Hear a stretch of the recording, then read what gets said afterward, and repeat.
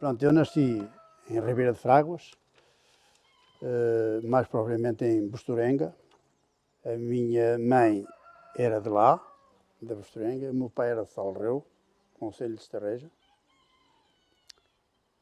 A data do meu nascimento, já disse que foi em 1946, em 9/9. Meus pais, eu quase que nem sei, porque o meu pai morreu, eu tinha 5 anos, ou melhor, ainda nem 5 anos tinha 4 anos e meio, e a minha mãe era jornaleira, era classe pobre, ou abaixo de pobre até, mas pronto, chama-se isso classe pobre. E o meu pai era um género de comerciante naquele tempo, se é que se podia assim chamar, de carvão e porcos, porqueiro, vá lá, trabalhava, vendia porcos, pocilgas, pronto, era o que ele... Andava. Aliás, ainda tenho família na zona de Salreu que trabalha, que faz esse trabalho. Era as profissões dos meus pais. E o carvão, como é que era? O carvão fazia-se aí nas lombas, nas encostas, arrancava-se a cepa. A cepa é a tora ou a raiz das urgas, ou urgueiras. Há uns que chamam urgas, outros chamam urgueiras, outros chamam torgas.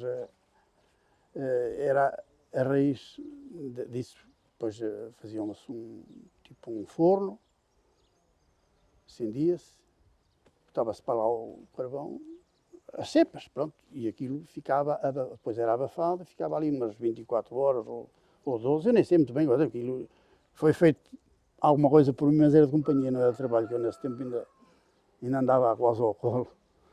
E ele depois distribuía, vendia pelas aldeias? Distribuía pelas aldeias, ele ia até ao Porto levar, porque era o gasto que nós tínhamos naquele tempo, que eles tinham, que eu nesse tempo não tinha nada, né? Mas eles tinham, era o combustível, quase até mesmo, não havia luz elétrica cá, não havia nada, era assim, feito com umas candeias, com os gasómetros, com umas lanternas, como queiram chamar, para iluminar nas habitações. E depois, mas vieram para aqui porque tinham... Depois foram viver lá para Salreu, para a terra dos meus pais, do meu pai. Depois, quando o meu pai faleceu, através de um acidente, a minha mãe regressou às bases, portanto, regressou à terra dela. E por cá cresci e mais tarde ainda avancei mais um pouco para cima, vim parar aqui a este lugar e aqui estou há 55 ou 56. Já nem sei muito bem, mas é à volta disso. Tem irmãos? Se eu tenho irmãos? Sim. Tenho. E todos já mais velhos que eu. Mas um morreu com 19 meses e os outros são raparigas, estão todos vivos. Mas está tudo acabado como eu, pior que eu. E aqui ou fora de... Não, a mais velha vive em Aveiro, do meio vive na Bostorenga, mas neste momento não está na Bostorenga, está num lar de idosos. E a outra também está num outro lar, mas também vive na Bostorenga, mas neste momento não, está num outro lar que é ali em Telhadela. Ninguém emigrou? A mais nova, ou seja, a mais velha a seguir a mim, essa emigrou. Eu acho que até quase posso dizer, a mais velha, não, é que não. As outras, a chegada e a mais velha que eu, portanto, as duas do meio, uma foi para a França, outra esteve em África, mas depois, como aquilo rebentou lá em África, vieram despachados e para baixo, parar à terra natal de novo, quase como se costuma dizer, com uma mão atrás e outra à frente. E eu é que também nunca emigrei. Não, porque eu nunca quis emigrar, porque assim, nunca foi, ou melhor, eu uma vez tentei emigrar. Tentou emigrar? Tentei emigrar. Então, como é que foi isso, tentar emigrar? Só que a coisa correu mal. Então? Correu mal porque era no tempo que a gente não era de assalto, mas já não era bem de assalto, mas tinha que ser por uma espécie de carta de chamada. e tinha que ter um contrato e não sei o quê. Eu nunca tinha lá estado. Eu fui ter com uma pessoa que já faleceu, que era daqui do lugar, e perguntei, olha lá, você já esteve em França? Aquilo é fácil, ou não é? Não é? E ele, a pessoa se encolheu e disse, olha, tem tudo. E seja, eu é que o propus a ir, porque ele já tinha vindo, propus-lhe a ir de novo para lá. Queria ir, pronto, estava com a ideia de ir, quis ir. E disse, vamos ver. E então combinei, eu, ele e um outro rapaz, que esse sim ainda está vivo, também era daqui, e combinamos então a ir ao Porto, a uma entrevista do género disto, para ver as nossas aptidões. Do que já lá tinha estado, essa era relativamente boa. A minha não era nem a do outro, mas a minha era melhor alguma coisa que o outro. O outro é que, sobre a entrevista, ele não sabia nada, que era para a construção civil. E eu sabia de construção civil, só não tinha estado em França, e então nós tínhamos combinado aqui, antes de ir lá para o Porto, diz, olha, se não nos derem a 6 francos à hora, não vai ninguém. E assim foi. A esse que lá tinha estado, como já conhecia o ambiente e tal, garantir-lhe os 6 euros. A mim dava-me 5, a outro dava-lhe 3. E pronto, não fomos. Não fomos, íamos para casa. Veio uns tempos, o que lhe davam 3 queria ir e tornou a tentar. E depois já, como não foi com mais ninguém, aceitou o que lhe davam. Foi para lá e teve sorte, olha, fez vida. Eu não fui, naquela altura não quis ir mais. Fui lá uma vez de passeio, festejar os meus 25 anos de casado, e, porque tenho lá a família. Uma delas era essa tal minha irmã, mais velha que eu, portanto a seguir a mim. Mas eu fui para casa até de uma filha, que juntou-se o batizado de uma filha dela com os meus 25 anos de casado. E depois esse meu sobrinho disse, ó tio, você não quer ir mais eu ali a fazer uma obra, começar uma obra? Disse, então não vou porquê? Mas é que a gente tem que se levantar cedo. Disse, então qual é o problema? Se há alguma coisa eu não tenho dificuldades é levantar-me cedo. E assim fomos. Era 5 horas da manhã, levantamos e fomos fazer 200 e tal quilómetros. O que é certo é que a gente chegou lá, mais ou menos à hora, de trabalhar, eu, ele e um outro empregado, começamos a construir a casa. Ela tinha já os alicerces, mas aquilo é fácil de fazer uma casa. Tinha os alicerces abertos, com máquina, e a gente enchemos os alicerces, as divisões todas, e colocamos as paredes até às troças da janela. Não sei se sabe o que são troças, mas se não sabe eu digo, é esta parte aqui superior da janela. Deixamos aquilo tudo pronto, quer dizer, quando a gente de lá saiu, vínhamos todos rotos. Parámos ao meio-dia para almoçar, num restaurante, que esse meu sobrinho pagou o almoço, a gente vinha todos rotos, cheios de trabalhar, na minha opinião. E diz ao tio, eu sozinho mais o empregado fazemos isto que a gente fez aqui os três, os dois fazemos isto. São malucos, isto não é a trabalhar, isto é... Porque eu considerei que, pronto, é certo que ele foi a uma fábrica que tinha lá, forneceu-lhe o ferro, já montado, armado e tudo, foi só colocar o ferro dentro do alicerce e depois estar a torneira a trabalhar e encher aquilo e depois começar a assentar os blocos, que era blocos de cimento, pronto. Colocamos aquelas caixas que é para meter os estores já nas janelas. A gente fez aquilo até àquela altura e viemos embora. E ele depois, você podia vir para aqui trabalhar comigo e tal. Você sabe trabalhar, está bem, mas eu estou habituado a trabalhar melhor, um bocadinho. Não é que o trabalho ficasse mal feito, mas acho que aquilo lá parece que se começa a casa de cima para baixo, em vez de ser de baixo para cima. Mas não quis, achei que aquilo que não era trabalho para mim, porque eu aqui, a minha vida cá não era nada e era tudo. Olha, fui eletricista, fui pedreiro, fui trolha, que é quase a mesma coisa, mas trolha é uma coisa e pedreiro é outra. Trolha é o que se refere só a massas exteriores das paredes. E pedreiro é o que diz respeito a muralhas, a trabalhar pode ser com pedra, pode ser com tijolo, mas é mais pedra. Isso é que é pedreiro. Aliás, o nome, já o próprio nome indica que pedreira é pedra. E trolha é massas finas, pinturas, coisas assim do género. Já disse eletricista, portanto já fui eletricista. Fui ajudante de fogueiro. De fogueiro? Sim, de fogueiro. Olha, pode ser, no meu caso não foi, foi de uma empresa, mas pode ser de navios. Os navios têm caldeiras. De caldeira. Têm caldeiras para aquecimento de vapor, para gerar vapor, para fazer andar os navios. Agora é tudo a motores, mas naquele tempo... Olha, foi uma empresa que hoje está em ruínas, que a doutora Sandra conhece, que era Balmaior. Aquela fábrica... Fábrica de quê? Era uma fábrica de papel. Onde se fazia, por incrível que pareça, se calhar isso é desconhecimento vosso, mas eu vou-vos dizer, onde se fazia o papel selado para os registros civis, para qualquer operação no notário, qualquer coisa que fosse de valor, pronto, escrituras, era tudo, era feito lá, com um carimbo de papel selado. A folha tinha um carimbo, chamava-se carimbo branco. Selo branco. Selo branco, exatamente. Que era no próprio fabrico do papel, da folha, já era estampado aquele carimbo.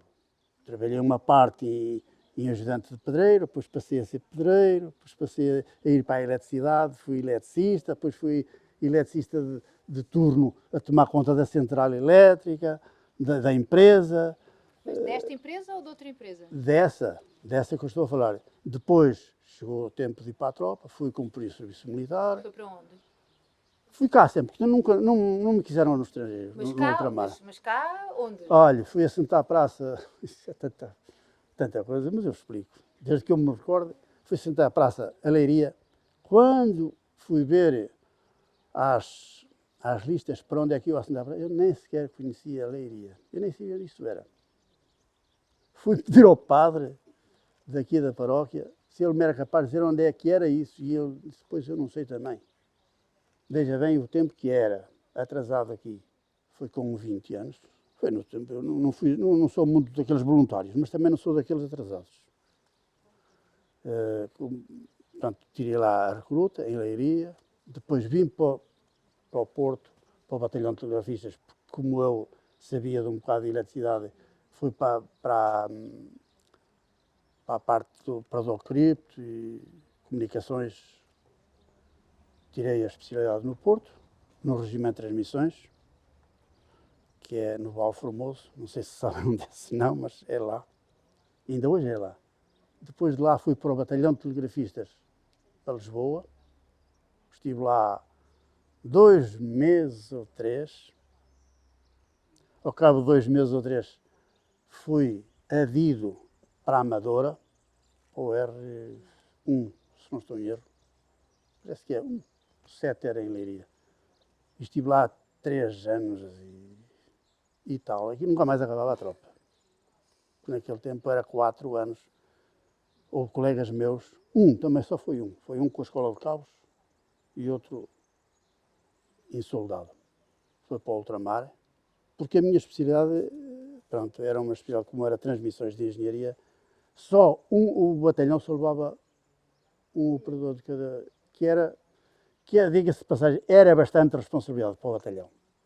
Para o batalhão não, para o operador, porque se nós decifrássemos uma mensagem errada, podíamos cair nas bocas do inimigo.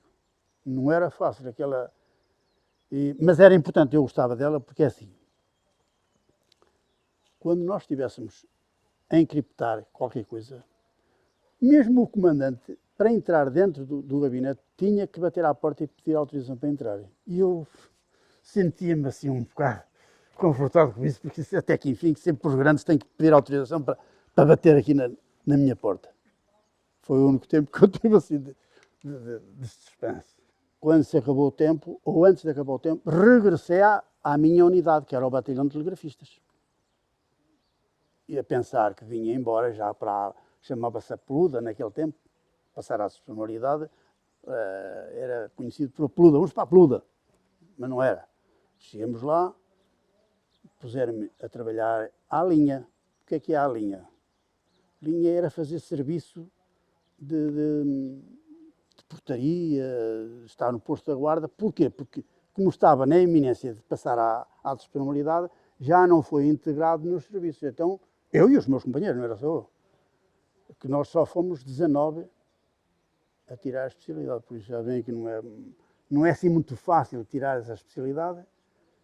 E também não é. Pronto, era só um em cada batalhão e um. O resto ficava por aí. E foi então só um nesse batalhão. Os outros ficaram aí até à hora. A verdade é que esses que foram lá, ao ultramar, foram e vieram, e a gente cá. E eles passaram a nacionalidade e a gente ainda ficou. E quando eu fui então, mais os meus colegas, de estar adido, vínhamos todos contentes a pensar que íamos também entregar a farda para vir a casa, mas não. Ficamos lá mais 2 meses e meio, quase 3. Chegamos ao ponto de um rapaz, meu colega, era lisboeta e era lá um bocadinho desenfiado. E vinha, como estava lá em Lisboa, era de Lisboa, pedia para vir a casa, pronto, para noitar. E um dia atrasou-se e chegou atrasado lá ao quartel e o sargento da companhia, que era um cabo miliciano, RD, eu não sei se vocês sabem o que é RD, senão, RD é um indivíduo que é remetido à tropa, quer dizer, que foi para a tropa, cumprir o serviço militar e depois achou aquilo, entre aspas, bom e pediu para ficar lá. E então deixou de ser cabo, ou primeiro cabo, porque aquilo tem muitos postos. Tem soldado arborado, tem segundo cabo, tem primeiro cabo, tem cabo miliciano, furriel, tem muita coisa. Até oficiais e generais e não sei o quê. Chegou um bocadinho atrasado à formatura e esse cabo, que nós chamávamos milicianos, porque eles não queriam que lhe chamasse cabos chicos ou RDs. RDs é remetido, cabo remetido à tropa. Mandou formar ao lado. E ele, como era velhinho na tropa, porque dizem, naquele tempo, e ainda agora acho que falam isso, que ser velho, que é um posto na tropa, mas aquilo não é grande posto. Mandou formar ao lado, e ele disse, porquê, não sei, forma aí ao lado, faz favor. Que era para lhe pedir um número para fazer uma participação dele, para o castigar. E ele não gostou daquilo, não quis dar o número, não deu. O cabo miliciano disse-lhes, olha, você tem que dar o número. Não dou, mas dá. Isso você se não dá, só está a fazer isto, porque é cá dentro, se fosse lá fora, eu dava-lhe no nariz. E o outro não tem mais nada, o meu colega não tem mais nada. Levou ele. Pronto, foi logo para a prisão, ele fez uma participação dele, foi que ele chegou para o comandante, foi castigado a 10 dias de prisão. E sendo 10 dias de prisão, aquilo dava, naquele tempo, penso que agora que ainda é a mesma coisa, mas naquele tempo era assim, era muita disciplina. Aquilo era agravado e podia ir para o ultramar. Vocês já pensaram que é um indivíduo que estava à espera de passar à disponibilidade, ir à prisão aqueles 10 dias, e com os 10 dias era prisão disciplinada agravada, porque havia prisão disciplinada e havia prisão disciplinada agravada. E ele correu, que eu nunca mais sou o paradeiro dele, correu o risco de ter que ir para o ultramar, ainda passado 4 anos após a tropa. Aquilo foi, nós todos ficámos um bocado tristes, mas assim a gente não podia fazer nada, porque ele é que cometeu a falha, mas eu também tenho assim uma falha quase idêntica a essa. Eu estava quase há um ano sem vir a casa, e eu já era casado nesse tempo, então pedi para vir a casa, e o comandante da companhia deu-me a facilidade para vir. Preenchi o passaporte e tal, e aquilo foi assinado. Ou melhor, não foi assinado, era para ser assinado. E eu então combinei com os meus colegas, como éramos só esses 19, a gente respondia uns para os outros na frente, para fazer. Olha, pronto, era assim que funcionava, porque senão a gente estávamos ali presos quase a vida toda. Hoje eu respondia por si, amanhã você vinha de casa e ficava a responder, vinha eu, e eu, como tinha então a perspectiva do passaporte ser assinado com 15 dias, disse, o passaporte vai ser assinado sexta-feira, ao fim do dia, na quinta-feira eu há que preparar as malinhas para vir embora. Acontece que ainda estava dentro do meu, serviço e já tinha lá a mala e já estava à civil. Chega lá o oficial, dia para ver e viu-me à civil, o que é que estás aqui a fazer?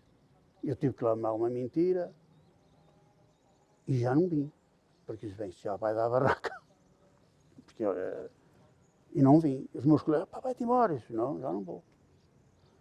Quando isso chegou, depois aquilo ele fez, no final do dia, aquilo os oficiais fazem um relatório do que se passou durante as 24 horas. E fez a comunicação que foi encontrado no posto, à civil, sem aquilo. Portanto, eu ia já ser castigado. Eu vi de caminhas, porque já vai da barraca, já não vou. Porque assim, depois chamavam-me e eu não estava lá, era-me cortado o passaporte, já não era assinado. Quando aquilo chegou às mãos do comandante da minha companhia, disse, olha lá, pá, o que te aconteceu? Mas eu, entretanto, eu pus-me a mexer, porque eu era, e ainda sou, católico, pus logo o padre lá do quartel, da unidade, a pedir para mim, porque eu já sabia que ia parar às mãos do comandante, e ele foi.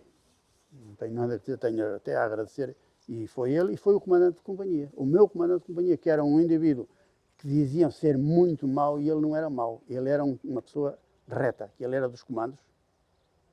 Quando chegaram a dizer, ele chamou-me lá ao gabinete, olha, pá, o que é que te aconteceu? Não, eles não chamavam pá, chamavam o número, o número tanto. O que é que te aconteceu? O que é que tu fizeste?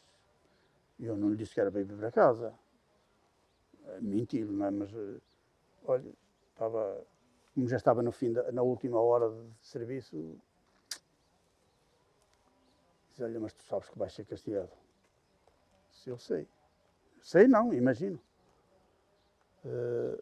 Aquilo foi para o comandante, eles reuniram e juntaram-se lá os dois. O comandante da minha companhia, porque eu não tinha, como era exemplar, posso quase dizer assim, eu não tinha falha nem de dispensas de recolher nem nada, apenas tive aquela falha porque era com coisa de vir para casa. Era casado, e pronto, olha. E juntaram-se lá os dois no comandante da unidade a pedir por mim, para me desculpar, para me perdoar e tal, que eu quero exemplar e não sei o quê e tal. E o comandante deu a ordem ao comandante da companhia. Então, olha, pá, dê-lhe lá o castigo que você achar que ele merece. E ele veio, tornou-me a chamar, olha, pá, já falei que coisa, afinal tu não acreditaste em mim. Foi mesmo assim que ele disse. Então, afinal não acreditaste em mim. Puseste outras pessoas a pedir também, tu és lixado e tal. Isso, queria me desenrascar, olha, isso está bem. Não há problema, mas olha, mas eu tenho que te castigar, porque o nosso comandante disse que eu te desse o castigo como eu entendesse. Mas eu agora vou pôr o castigo nas tuas mãos. Que castigo é que tu queres apanhar? E ele pôs-me assim. E eu sabia que ele era amigo de... O castigo dele não era de ir para a caderneta, era umas cachaçadas, ou rapar o cabelo, porque era um castigo para muita gente duro, e sei agora como é que eu vou fazer.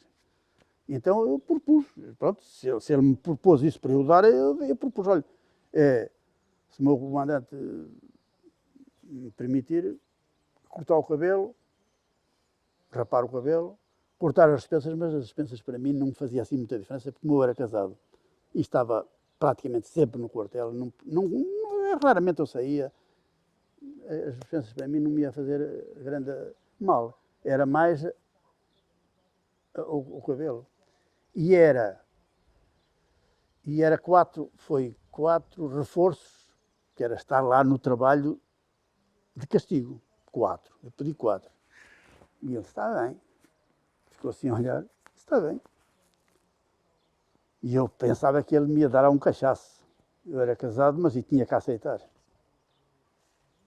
Está-se a ouvir bem? Por causa da... Como o Sr. Vidal está ali... E diz ele assim, está bem, está certo. Olha lá, tu não tinhas um passaporte para ir 15 dias, ele sabia. Tu não tinhas um passaporte para ir 15 dias de férias, de licença? Tinha. Disse, então, mas tu estás a pedir para te cortar as dispensas, também é cortado o passaporte.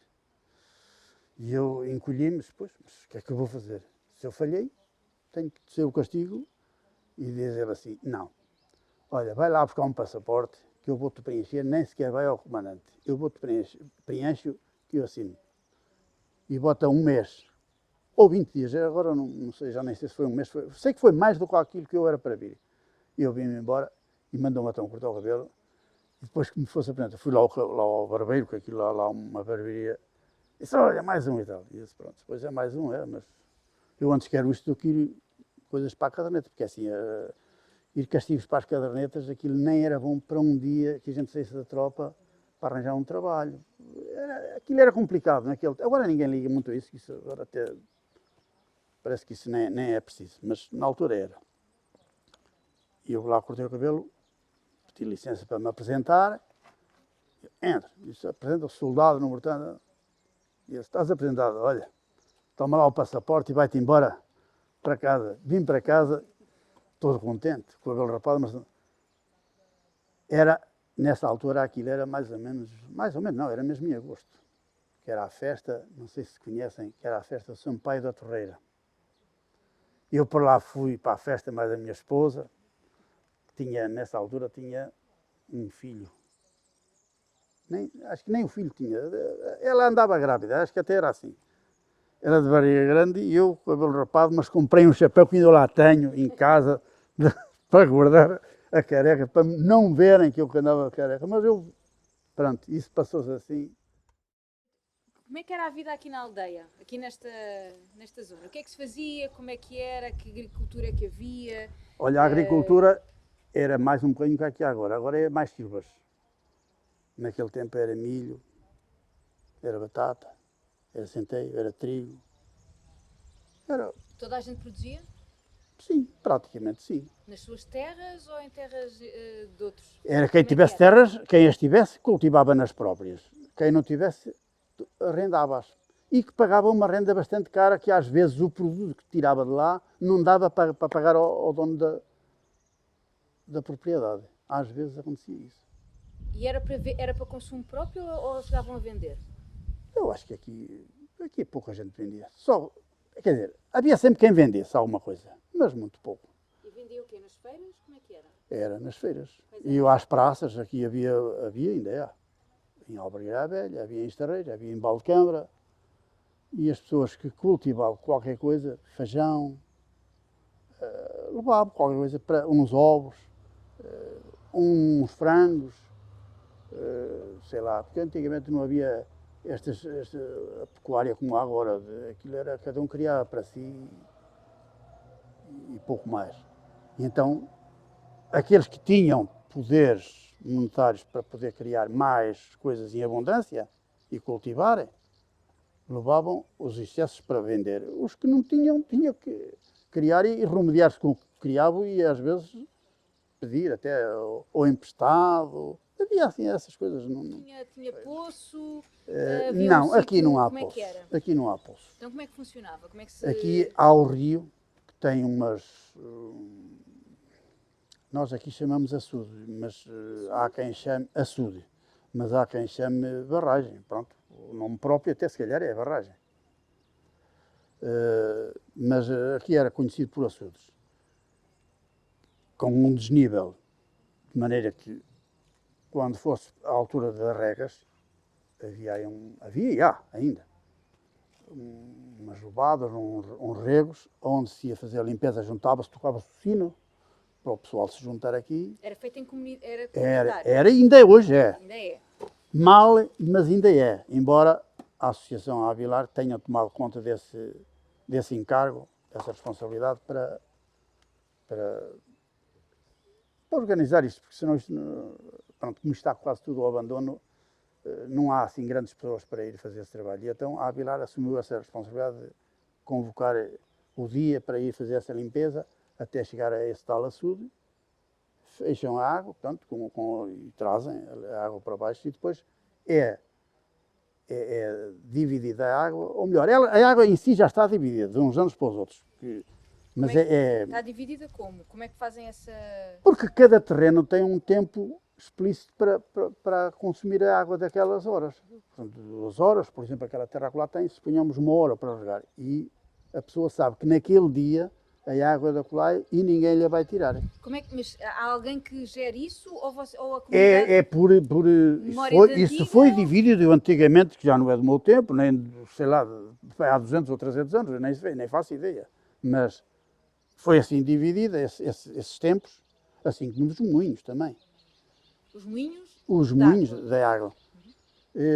E as pessoas respeitam isso como uma escritura, pronto.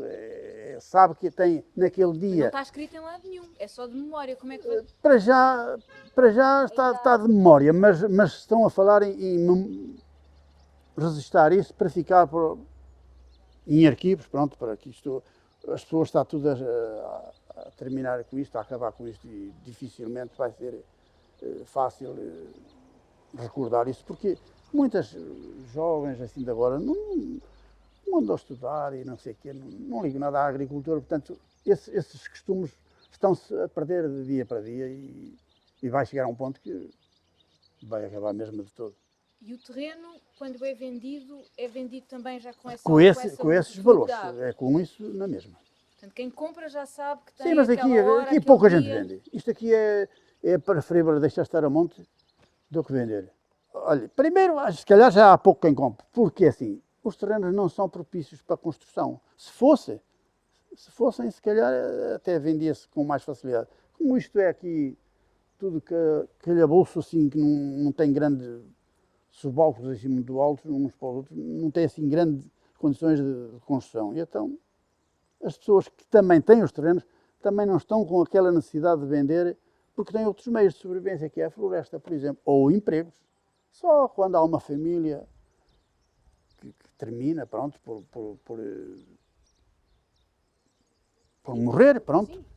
E então os herdeiros, há alguns que já nem cá estão, e então aí sim aparece aquela coisa, olha, vende-se isto ou vende-se aquilo, mas de outra forma é difícil vender aqui terrenos. Às vezes, aliás, quer-se aí construir e não há quem venda terrenos para construir, porque o sítio não é muito propício, mas ainda, e às vezes ainda há quem queira construir. Sr. Vidal, então em relação aqui à floresta, como é que é? A floresta, o que é que tem a dizer? O que é que quer que lhe conte sobre a floresta? Olha, quanto ao ar é bom. É puro. Posso dizer que sim, que é puro. Se calhar vocês encontram em poucos sítios tão puro como aqui. Aos terrenos acidentados ou não são assim muito fáceis de caminhar, porque se vocês fossem caminhar por aí pela floresta, era tombo de meia-noite. Tombo de meia-noite é que estão sempre a quase a cair.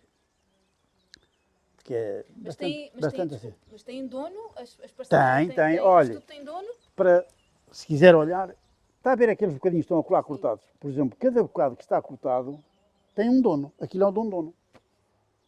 Os bocados que estão de pé têm outro dono. Mas não é de uso comunitário, não é? Não, cada um tem a sua...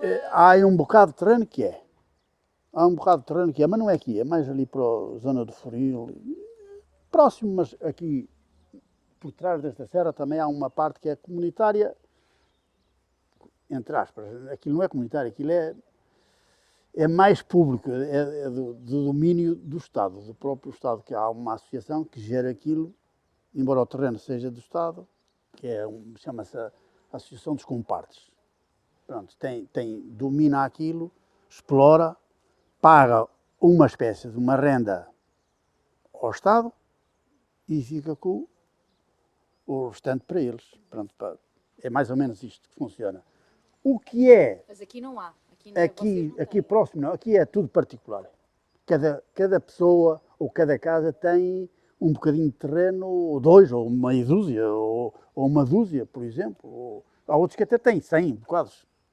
São bocados pequenos, mas isto está muito retalhado aqui. Não é como no Alentejo. No Alentejo é áreas, como se sabe. Aqui não, aqui é, por exemplo, um bocadinho de 1500 metros. Olha, por exemplo, eu posso aqui, uma coisa simples, informar. Você vem lá, um corte que está lá em volta e lá uma roleirinha lá no meio assim de madeira mais crescida lá naquele sítio.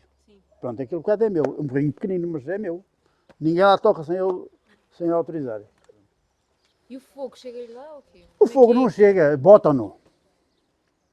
Botam-no por aí, então é que ele chega. Porque se não botar o fogo não vem. ao contrário daquilo que nos diz lá os de Lisboa, que o fogo começa a arder por isto ou por aqui. Isso é treta, é conversa da treta. O fogo só vem se o botarem.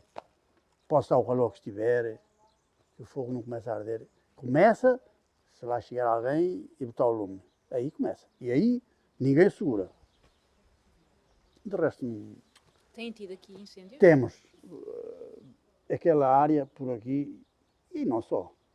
Isto ardeu há 20 e tais anos, ardeu tudo. Aqui embaixo não, aquela, por exemplo, daquela área que eu vos mostrei que é a minha, até aqui abaixo, aí tem-se mantido segura. Porquê? Porque o pessoal aqui da aldeia, embora sejamos poucos, mas somos unidos nesse aspecto. Em outros nem tanto, mas nesse aspecto somos unidos. Que se por acaso houver um incêndio, lá naquela encosta, ou naquela, ou até nas outras encostas por trás, porque isto é tudo aos salaboucos, assim, tudo encostas sobre encostas. Isto tinha está o fogo lá em Casca-Prego, lá longe, mas nós aqui já estamos a preparar-nos para ir ajudar. E eu lamento, isso sou eu, não é o pessoal, eu lamento que as autoridades rejeitem a nossa ajuda. Porque isto, nisso é que está pessimamente mal. Porque a gente quer ajudar e os bombeiros e a Proteção Civil e a GNR não nos deixam chegar à beira, não querem ninguém, que é para não estrovar e para não... Eu nem sei se eu posso aplicar este termo aqui. E para não apagar. E porquê? Isto, ainda há pouco tempo eu tive essa discussão aqui, que até me enervei com isto. Porque as entidades de Lisboa e os bombeiros têm um protocolo que eles recebem, eles pensam que a gente não sabe, mas eu sei. Tem um protocolo que recebem por a quantidade de área ardida. E isso é errado, completamente errado. Eles deviam pagar é por a área não ardida, para as pessoas terem interesse em apagar. E aqui não está a acontecer isso. E mais, por exemplo, se tiver aqui um incêndio, aqui no lugar, se chegar, por exemplo, os bombeiros de Oliveira das Meias, primeiramente, que é difícil acontecer isso, mas às vezes acontece.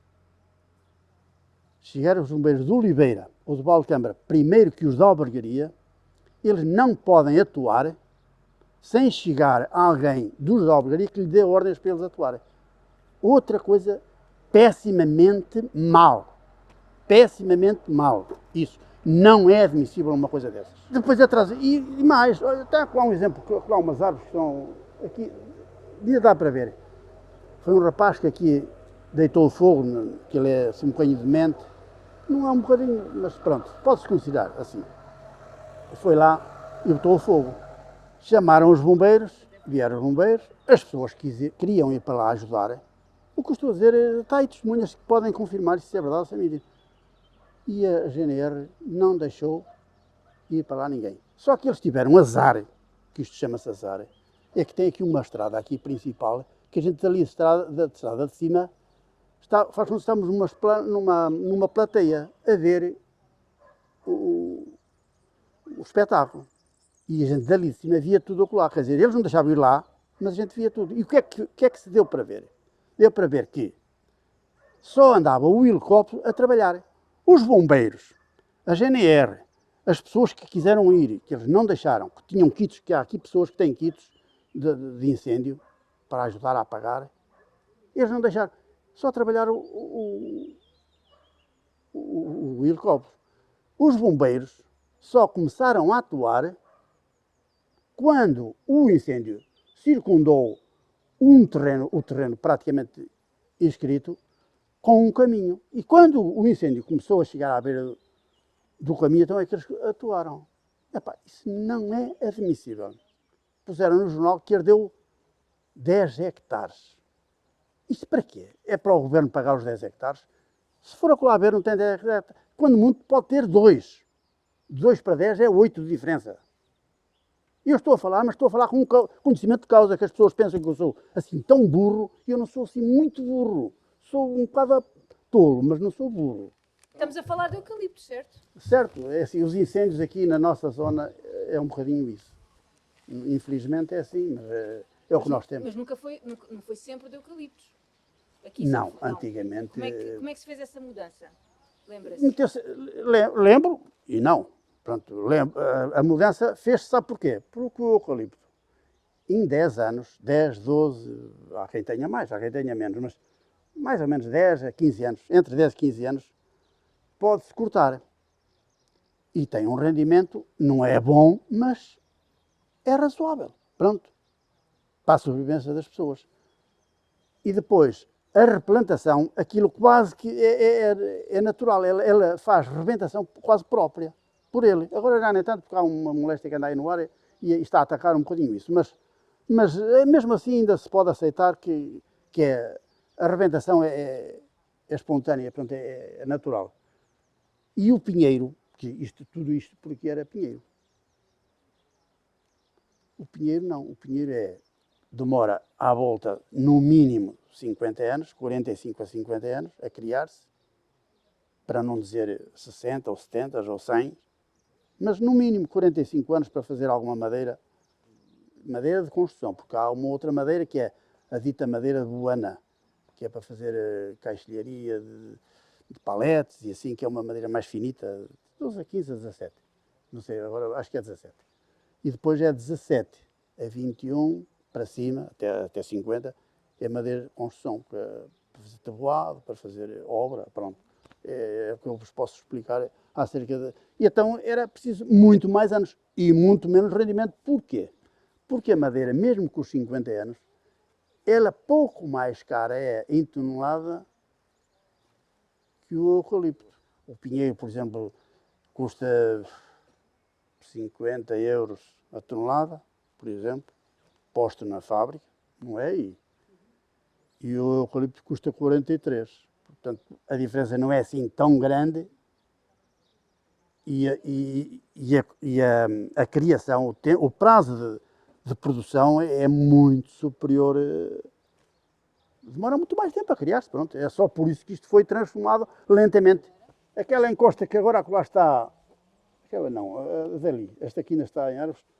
Eu andei acolá, quando namorava a minha esposa, ela vivia aqui embaixo, eu andava acolá a puxar madeira ao ombro, por aquela encosta acima, que nem camisa, agora vê-se, olha, vê-se agora aqueles traços que estão, aquilo é caminhos que se fizeram para as pessoas não andar com as madeiras às costas. Mas naquele tempo era tudo a puxar às costas, 3 pessoas num pau de 100 e tal quilos, pôr a encosta fora. Quando se chegava a um sítio que o terreno não é certo, não é como aqui, apanhou um buraco que é o do meio, por exemplo, ficava suspenso, punha os pés no buraco, ficava com o pé desviado da coisa, mas quando era ao contrário, ele ficava com o pau todo ao ombro, sozinho. Aquilo era duro, e não era 20 metros, nem 10, era 50 e tal metros. Então como é que se faziam os divertimentos? Como é que se socializavam? Olha, os como divertimentos... as pessoas e as namoradas? E os divertimentos, isso arranjava-se com facilidade. Isso era com muita facilidade. Os divertimentos como é que era? Era uma harmónica de boca que se chamava realejo, é que fazia as festas. Quase em todo. E as concertinas. Mas a concertina não era qualquer pessoa que tocava, ainda hoje não é.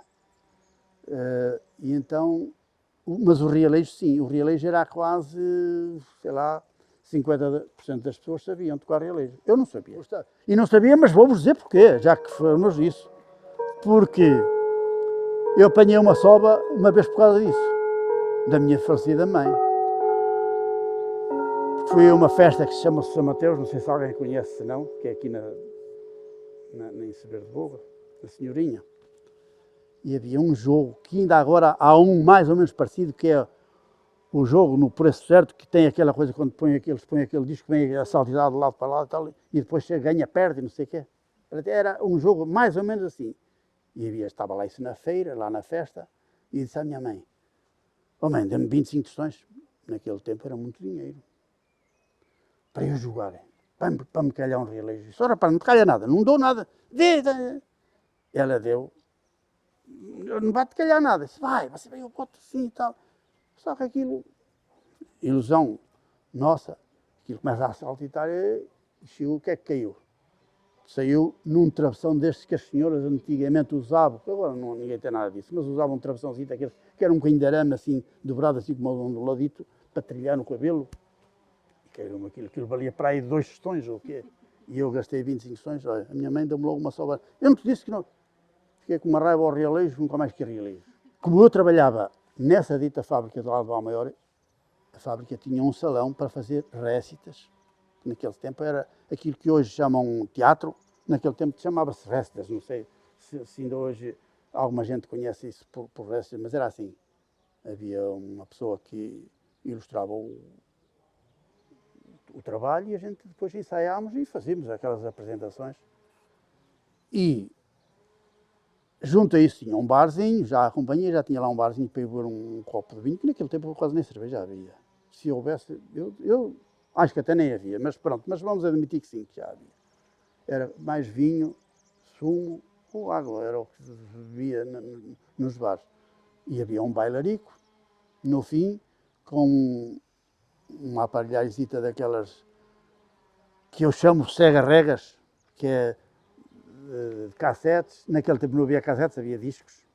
Nem cassetes havia, naquele tempo havia discos.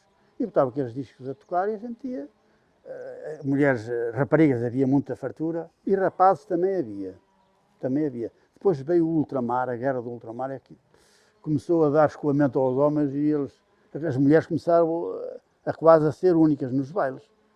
E então, os que não iam para o ultramar, os que não foram, esses começaram a ter sorte, porque era fartura, podia escolher quase. Disse, não, esta não é jeitosa, não é linda, ou não sabe dançar bem, vamos para aquela. E elas iam, mas também havia, às vezes, alturas que a gente ia só, a menina, ou você, ou danças, fora, mas a gente tivesse a confiança. E elas às vezes davam-nos uma tampa, assim, não quero. E a gente, mas não quero porque... não me apetece. E vinha outra atrás, porque já estava, a gente estávamos a falar e aí estava outra atrás. E elas gostavam mais do outro também, acontecia isso. E iam dançar com o outro e a gente ficava envergonhado. E iam para o nosso lugar, meio derrotados, mas olha, mas era assim a vida naquele tempo. E depois havia uma dança, agora parece que nem há muito disso, agora há mais aos pinotes. Andar a dançar cada um por si. E naquele tempo havia uma dança, quando havia falta de companheiros, a gente pegava numa vassoura e ia dançar com a vassoura e depois chegámos ao par que andava a dançar e disse, olha, toma lá, entretanto agora que agora essa é para mim. E era assim que a gente se divertia. E não havia, às vezes havia uma zanga, mas era raro. As pessoas já compreendiam que era assim, pronto, funcionava. Depois, no final do baile, vinhamos até, que foi assim que eu vim aqui parar acima. A minha esposa foi a uma, que naquele tempo usava-se muito fazer rifas, assim, coisas de sorteios, sorteava-se uma bicicleta velha, ou um relógio velho, ou às vezes nem era tão velho, era assim, e vendia-se aquelas rifasitas e depois fazia-se a festa, passado 2 ou 3 meses, e depois aquilo é sorteado no dia, e depois no final, aqueles que conseguissem arranjar uma miúda ou um rapaz, porque também eram eles, não era só eles. Às vezes, agora é ao contrário, agora é elas quase é que engatam os rapazes. Uma vez fui a uma discoteca, a primeira vez e a única, a uma discoteca, eu vim de lá um bocado meio desiludido com aquilo, porque eu vi que as mulheres é que desafiavam os homens, e eles estavam ali, pareciam quase uns coitadinhos, para não dizer outra coisa. No meu tempo não era assim. Eu fui lá já velho. Fui lá para tomar conta de uma sobrinha minha que estava cá do Brasil. E pedi, tio, eu queria ir à discoteca. Eu disse, não, para a discoteca não. Eu nunca lá fui com uma robô. Mas venha, não sei o quê, é só para a gente se divertir um bocadinho, não sei o quê. Eu nunca frequentei as discotecas, mas fui aquela vez e acho que aquilo que... E aqui na aldeia, como é que eram as festas? Era igual? Era igual, isso fazia-se nas aldeias, assim, lá era a fábrica tinha o pavilhão, já era um pavilhão fechado, pagava-se 25 tostões para entrar, as meninas não pagavam, as senhoras não pagavam, eram só os homens. Mas isso fazia-se uma vez por ano? Ou Não, era assim, qual era a podia ser razão? uma vez por ano ou 3 ou 4 vezes, depende. Se aparecesse alguém que quisesse fazer uma rifa, pedia para ir lá fazer aquilo, como era um sítio aconchegado, e fazia-se, mesmo que até fosse no inverno, faziam. Porque a fábrica tinha esse salão que era bom, pronto, não havia pavilhões aqui, assim, coisas de ginásios esportivos, nem nada disso, não havia nada disso. Havia era terras para as pessoas trabalharem, enxadas. Então, já que está a falar disso, então quais são assim as grandes transformações aqui que sente ou que viu aqui Aqui na aldeia não houve assim demasiado, mas houve, por exemplo, Diga-me lá. olha, por exemplo, Parece. olha, eu tinha uns bois, por exemplo, que andava a candear os bois e a ensiná-los a aprender a trabalhar. Os animais também têm que ser ensinados como a gente. E agora tenho um trator, aliás, tenho dois até, mas isso já foi uma transformação. Andava com uma enxada, agora tenho um motocultivador, uma moto-enxada. Depois da foicinha passou-se, em algumas terras ainda há. Ainda há. E eu também tenho lá em casa, só que estão lá para ver, não é para trabalhar. É as gadanhas. Uma gadanha é tipo uma foice de dar a roçar, a tirar, a apanhar erva nos campos para os animais. As foicinhas eram feitas, muitas delas, pelo avô deste senhor que está ali, e eu também ainda fiz algumas, que eu também fui ferreiro, mas o avô dele era mais artista em fazer ferramenta. Eu fui mais... Como é que se chamava o senhor, o avô dele? O avô dele era José, chamava-se José das Cavacas. Ele era José Martins... ele era conhecido por José das Cavacas. Por José Maria Martins Pereira, ele era conhecido também assim, mas ele dava-se ao luxo de lhe chamar-se, vá lá, engrandecer como Zé das Cavacas. E mais, o pai deste rapaz, deste senhor que está aqui, tem na campa do pai dele, José das Cavacas. E o pai dele, agora por baixo, Raul da Silva Martins Pereira, Cavacas. Cavacas. Portanto, eles davam-se à coisa, porque cavacas o que é? Cavacas era um doce que o avô dele criou aqui na terra, um doce tradicional da terra. E agora ele faleceu, mas ficar com as tais heranças que ele deixou, que, olha, as pessoas vão fazendo, inclusive eles fazem ainda doces para vender aí no dia da festa da aldeia, e não só. Agora pela Páscoa. Isso, pronto, são tradições que algumas delas ficam, outras vão morrendo. Pronto. Desfolhadas também, quando era na altura da colheita dos milhos. Na altura da colheita dos milhos. Agora é feito... Quando é que era a altura É lá que para altura do ano é que era?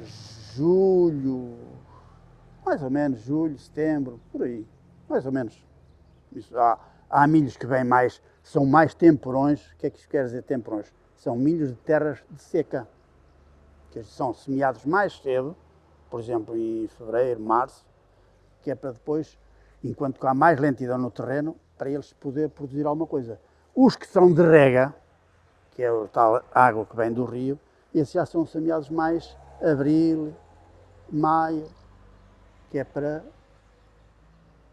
junho, que é agora, olha, é agora a altura de alguns, andam os tratores a começar a labrar para se fazer a sementeira, para depois colher em agosto, meados de agosto em diante, setembro.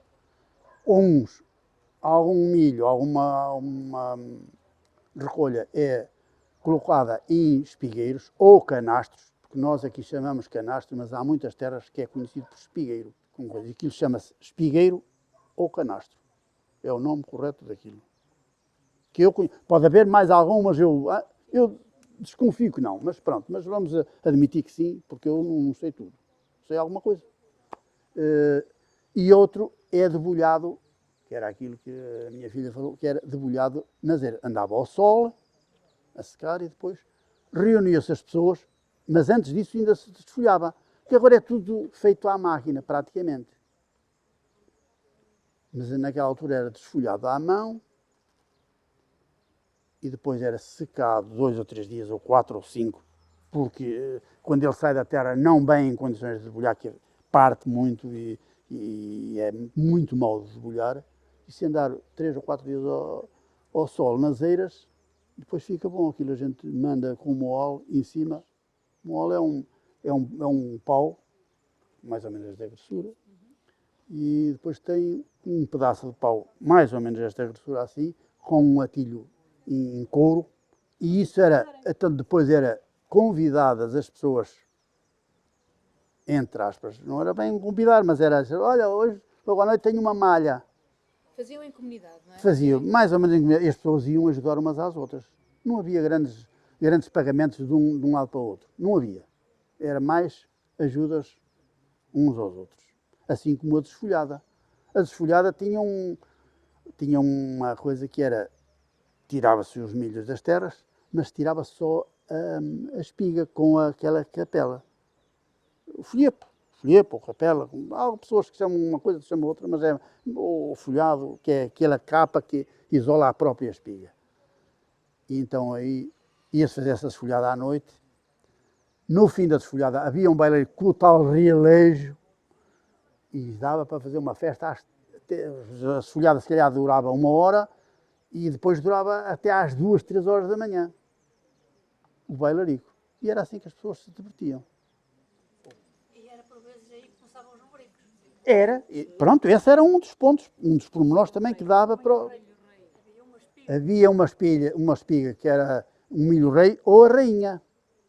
E quando se encontra... Mas as pessoas até já faziam por semear isso na próprios terrenos, que era para depois colher essas espigas, e aquilo era o rei. Até se conhecia bem porque o folhado dele era mais escuro, era castanhado. A rainha não era quase normal.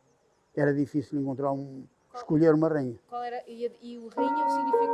A rainha era uma mistura da espiga normal com o milho rei, com o milho vermelho, que era meio arriscada, assim, meio serapintada, e essa é que se chamava a rainha. E quando se encontrava um milho rei, uma espiga dessas, então essa pessoa ia dar um abraço às pessoas todas que estavam a esfolhar. A rainha, não me recordo muito bem, mas também tinha um significado qualquer, não sei se era um beijo. Acho que era um beijo que davam, quando era uma rainha a encontrar. Só que as rainhas era muito mais raro aparecerem. Não sei porquê, se calhar porque tinha menos, não sei. Eu, por exemplo,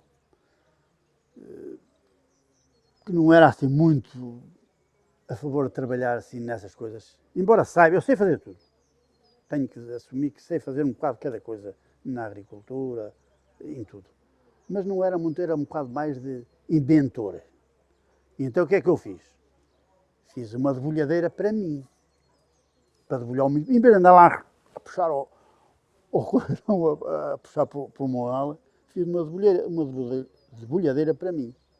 As pessoas daqui do lugar, e não só, daí de um lugar distante, que também estão a querer passar a aldeia Portugal, souberam que eu fiz isso, você devia fazer isso, ou tu, uns eram por tu, outros eram por outro, para vir aqui também, às nossas eiras, e não sei o quê. E comecei a pensar naquilo, e realmente, se calhar até tem razão. Tirei aquilo de ser elétrico e botei um motor. Botei um motor e fiz uma máquina mesmo só para... feita cá, inventada por mim, cá para a minha cabeça. E aquilo não debulhava muito. Aquilo debulhava em milho assim seco, que nós chamamos de canastra, eram uns 120 alqueias, 130 por hora. Se fosse milho a tirar da terra, aí sim, a máquina já debulhava o milho a tirar, já não precisava de ir à eira. Já vinha das terras, do campo, ensacado, e botava-se à parede e aquilo debulhava. Malhava, debulhava era menos. Mas a máquina, até, eu fiz uma máquina inteligente que ela só debulhava, só mandava o cachuço, que é o cadraço, o miolo da espiga, para fora quando sentisse que estava aquilo limpo. Isto é horrível, parece quase um mistério aquilo, mas não é. Ela, enquanto que não sentisse o cadraço, portanto o cachuço, o miolo da espiga limpo, dificilmente tirava. Havia às vezes lá vinha um com 2 ou 3 milheiros, o quê, mas era E as pessoas perguntam, como é que é possível? Mas é mesmo isto assim. Fiz um moinho, para evitar de ir ao rio, tínhamos que ir deitar o moinho a moer, no nosso tempo, por exemplo, à meia-noite. Para não ter que levantar, ou não ter que estar ali a aguentar. Mas diga-me, porque o moinho era comunitário? Como é que era? Mais ou menos é, porque assim, aqui há uma data de moinhos. Alguns deles já estão a acabou. Um deles até... Moinhos de água, não é? Sim, eu estou a falar de moinhos de água. Um deles até, a maior parte das horas são nossas, são da casa. Temos 28 horas seguidas para andar a moer. Já vê que dava para moer quase, nem sei quantos alqueires, mas dava para uns 4 ou 5 alqueires ou mais. E outros tinham 10 horas, outros tinham 12, outros tinham 4, outros tinham 2. Pronto, o moinho está dividido, por exemplo, de 15 em 15 dias, ou de 10 em 10 dias. No nosso caso é de 10, onde eu tenho mais horas. Era de 10 em 10 dias. Calhava a nós essas horas. E para não ter o trabalho de ir lá meter, por exemplo, à meia-noite, então eu disse, bem, isto não vai, tenho que fazer um moinho. Fiz um moinho, tenho lá um moinho elétrico em casa. E por essa razão é que isso agora está quase tudo acabou. Porque, infelizmente, e eu digo isto infelizmente, porque é a realidade. A agricultura é como vocês estão a ver que isto está quase tudo ao monte. E as pessoas desinteressaram-se daquilo e aquilo começou a ir, acabou. Os moinhos a quase todos. Ninguém sabe, eu tenho que dizer isto quase em voz alta, porque é verdade. Ninguém, ou quase ninguém, sabe lidar com o moinho hoje. Já nem digo repará-lo, porque repará-lo é outra história. É lidar com ele. A ideia, como é que isso funciona, o nome das peças do moinho, porque o moinho não é um moinho só propriamente dito. O moinho é constituído por muita peça. E com muitos nomes. Alguns deles já não sei muito bem, mas já lhe disse onde é que eles vão saber isso a sério, os nomes corretos. E sei ensinar como é que se tempera um moinho, como é que se pica, como é que se repara o moinho e porque é que ele avariou. Porque às vezes partiu, mas é preciso saber porque é que parte. Porque às vezes eles partem porque as pessoas não sabem trabalhar com ele. Havia aqui, sei lá, para aí 5 ou 6 pessoas que sabiam reparar um moinho. Quando ele avariava, pronto, olha, porque aquilo não é só uma pessoa que pode ir reparar. Uma sozinha não consegue reparar, tem que ser no mínimo 2 pessoas. Porque se for só uma não consegue. Vocês podem me perguntar, mas não consegue porquê? Porque as pedras é preciso tirá-las. A de cima, a de baixo está fixa, mas só uma pessoa não consegue, aquilo pesa 200 e tal quilos. As pedras. Por isso não é só uma pessoa que vai mexer naquilo, embora as nossas formas de mexer naquilo é mais à base de prática e não tanto de força, porque o espaço é tão apertado que a força não tem assim muito, não faz assim muito sentido. Também tem a precisão dela, mas a coisa dela, mas é mais à base da habilidade que se tira uma pedra e que se coloca. E depois é preciso picar e ter as ferramentas para preparar uma mó e saber como é que ela tem que ser preparada. Porque uma mó, para fazer a farinha, os que sabem, os que trabalham nisso, moleiros e assim, sabem. Quem vai moer não sabe nada disso. Sabe que olha, está a andar, está a farinha para fora e pronto, isto está muito lindo, está muito bem. Mas aquilo tem alguns pormenores que... Sim, para fechar, o que é que gosta aqui da sua aldeia? O que é que mais... Olha, gosto um bocadinho do sossego. Pronto, é uma das coisas que eu gosto, embora às vezes também há zargatas, há barulhos também. Não estou a dizer que não há. Mas é o sossego, acho que o ar. Pronto, habituei-me aqui, sei lá, porque como eu disse de início que não tinha, posso dizer que não tinha onde cair morto. Eu vim para aqui, a minha esposa também não tinha pai, mas já tinha 2 ou 3 bocadinhos. E como a miséria naquela altura era bastante, a gente agarrava-se um bocadinho a isto e disse, olha, eu vim para cá, comecei a trabalhar, a ajudá-la a ela, ela a ajudar-me a mim, lá constituímos família, construí uma casa que foi feita por mim, que não é casa nenhuma de especial, é um barraquito, mas foi feita por mim desde os alicerces até ao telhado. Para lá nada feito pelos outros. No centro das divisões, que era em estuque. Isso é que eu não chamei a um indivíduo para me fazer aquilo. O resto não foi tudo feito por mim. Desde paredes, pestelaria, eletricidade, carpintaria. Porque a aldeia foi classificada, não é? Foi considerada dentro do grupo das aldeias de Portugal, não é? O que é que acha que isso pode, em que é que isso pode contribuir aqui para Olha, é a assim, aldeia? eu acho que isto contribui, pode não ser demasiado, aparentemente, mas é. É porque, para já é uma terra que ela já era aldeia de Portugal, não foi por isso que começou a ser aldeia, ela já era. Só que não era conhecida como é agora. Agora, nós temos tido aqui, às vezes, visitas, até de Lisboa aqui vêm. E, por essa razão, eu acho que isto que teve valor. Agora, se me disserem que isto está bem, não está. Temos aqui muita coisa para fazer, muita mesmo, para a gente ter uma coisa para acolhimento às pessoas, porque a gente, por exemplo, nós não temos aqui uma casa aberta com um café, um bar. Se chegarem uma pessoa, não é de estrangeiro, assim, fora de cá, de outra localidade, se quiser beber uma cerveja, por exemplo, nós não temos. Precisávamos de ter. Quanto às infraestruturas, temos aqui alguma coisa, mas não temos aquilo que precisamos de ter. Por exemplo, precisamos ter aí um parque de lazer que foi começado, mas ainda não está bem acabado aquilo, e até houve ali um lapso que, na minha opinião, aquilo não está assim muito bem, que é a parte de um açude, que nós chamamos de açude, que já lá existia aquele açude. Ele já lá existia para alimentar a água de rega, para o terreno lavradio e para um moinho. Aquele açude estava bastante fraco e foi pedido para ser restaurado pela Junta ou pela Câmara, e eles fizeram esse favor de... Está bem, mas não é aquilo que eu esperava ser. Esperava mais. Porque mudaram o açude ou a barragem, se quiser, pronto, mais para baixo um pouquinho, com a intenção de fazer um lago, diziam eles, para depois estarmos ali uns barquitos, assim, para fazer tipo um parque de recreio, assim, de lazer, e aquilo, na minha opinião, aqui não está bem. Pronto. Mas o Presidente da Junta já se prontificou a dizer que pá, a gente vai ter que dar a volta a isso. E não está bem, mas eu vou dizer, porque para vocês não ficarem lá para que isto até fique gravado. Não é que está bem, a obra em si está bem.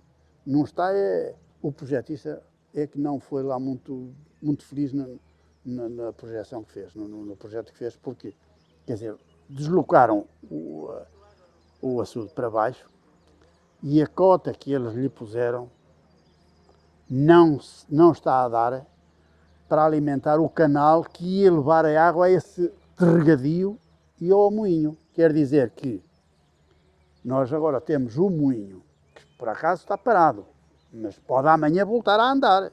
É uma questão de haver o bom senso das pessoas a quem ele pertence, querer pôr a andar. Não consegue, porque não tem água. A cota do cimo da barragem, ou do açude, como quiserem entender, ela está abaixo da entrada da água para esse canal.